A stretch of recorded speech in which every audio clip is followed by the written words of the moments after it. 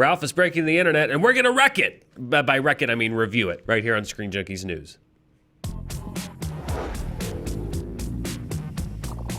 Hello, I'm Dan Murrell. And I'm Roth Cornet, and I think Ralph is going to wreck at the box office and with audiences and with critics. I think this is going to be a hit across the spectrums, Dan. I enjoyed this movie. I did too. It actually was one of the rare movies that starts slow and ends strong. A lot of times movies start strong and end slow, but this movie really, the last two acts, grabbed me more than the first act, and I liked this. This is a good sequel to an original movie, which I also enjoyed. I would agree with you too, and I think that on paper, a lot of this felt a little bit.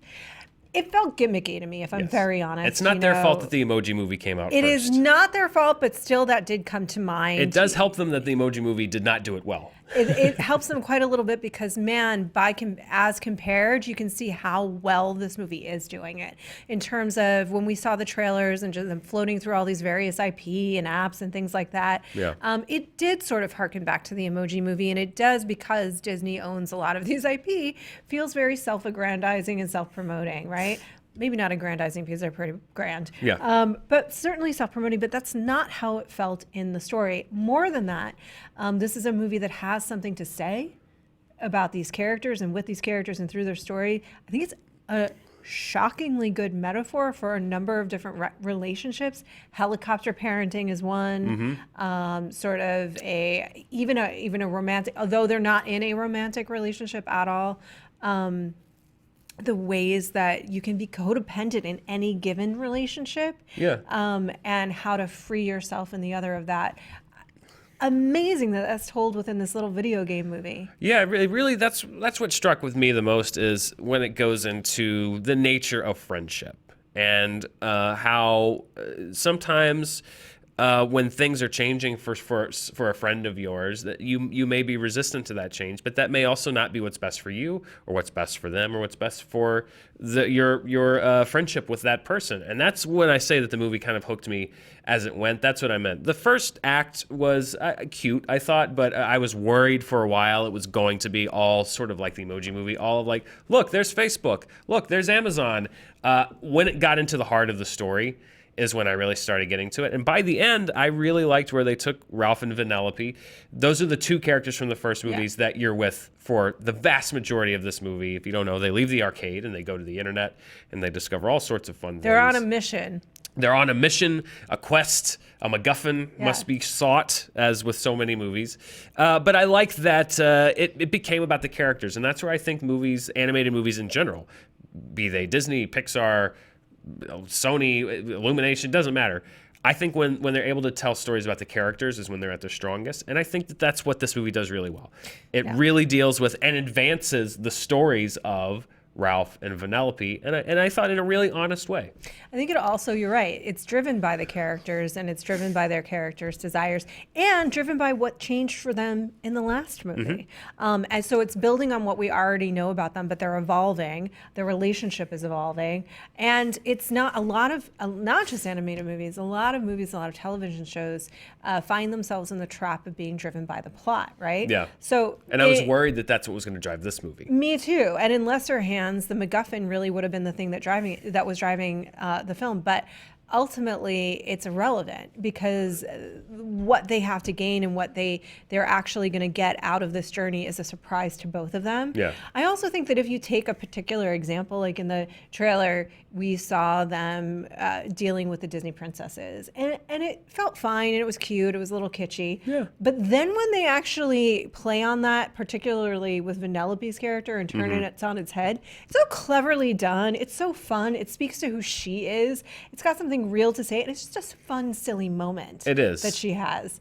And if they're not currently writing and in active production on an animated Disney princess movie, Adventures, they're leaving about $2 billion on the table, because that, based off of what we see in this film, that movie would be number one, really entertaining if they Yes. treat it the same way. And number two, kind of a kick-ass movie. Yeah. So The Disney Princess Avengers. that needs to happen because, from what we see of that grouping and how they write those characters in that film, I think they 100% could sustain their own film. Yeah. And I really hope that they're working on that because I hope they are too. it would be good, I think. And I hope they include Penelope and her little, like, because she does stand apart from them, Yeah. but she technically is a Disney princess. Technically speaking, she is. Yes. But I think they played on those contrasts so well, and it wasn't in a way that again felt pandering, and it wasn't in a way. It was self-reflexive, but also celebratory of what they are. So Yeah. I think you're right. I would watch that Disney princess movie. But I was just pulling that out as an example of something that I thought could have fallen flat, and in lesser hands may have fallen flat, but was actually utilized to drive this story and Vanellope's story forward in terms of her self-discovery. And really, the movie is also about what do you really want, not to what other people. It's a good message for kids, not Yeah. to what other people, even people that you love, even people that are authority figures for you. What do you really want? Right. And that's sort of what's key. I think that it can speak to kids. I think it's a good message for kids. I think it's also very honest about the internet in a Yeah. weird way. The first part of it is kind of like, look at everything that's on the internet. But as it goes, it actually does delve into the deeper, darker side of it. Oh, yeah. As far as, what the pitfalls can be and how you can lose yourself and how you can lose your perspective. And I think that it all sort of culminates in the finale of the film where you see this sort of manifestation of what being allowing other people's thoughts of you and to really penetrate into you, what that can result in. And if that sounds deep, I mean, it's also works totally on a kid's level of just like, here's some people running around and, doing stuff, but it actually works on a second level, which is what I appreciate. And when I say with other animated films like The Grinch, which we reviewed last week, where I say like, there's really not another level to it other than here's a cute cartoon for 6-year-olds. It was really forced, and it was very pandering. It was. This is the kind of movie that I talk about when it is 100% a movie you can take a 6-year-old to see, and I think they're going to love it all the way through. But there is also a level of storytelling that is universal, and that's what I appreciate in an animated film.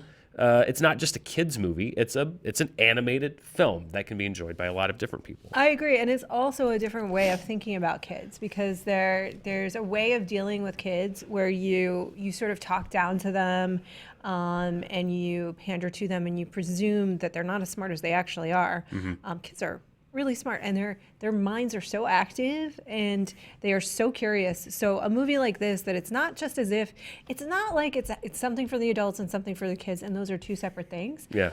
There's an opening here to have a conversation with your child, and at their level, but that advances their development, you know, and that's what you really can do with great children's entertainment, that advances their development as a human being versus just throw some keys in front of them for an hour and a half. And who cares about that? Yeah. Especially if you're a parent. And this has some lessons for parents. Like I said, I really think that they can see both overtly. There's a couple that is parenting. Right. But then also, even in the relationship between Ralph and Vanellope, you can read that as friendship. You can read that as parenting. You can read that as an internal examination of our own insecurities and how they get projected. But I think you're right about the honesty about the internet. There is a physical depiction of the comment section that when it came up, my partner and I looked at each other like, oh no. Yeah. But it has to do with that too, because I think about these kids inundated by social media and comments about them and outward thoughts. Yeah.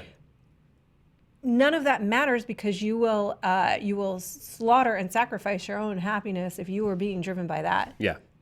And I think that's an important thing. So yeah, I liked this movie. Like I said, it was a slow start, but it finished strong for me.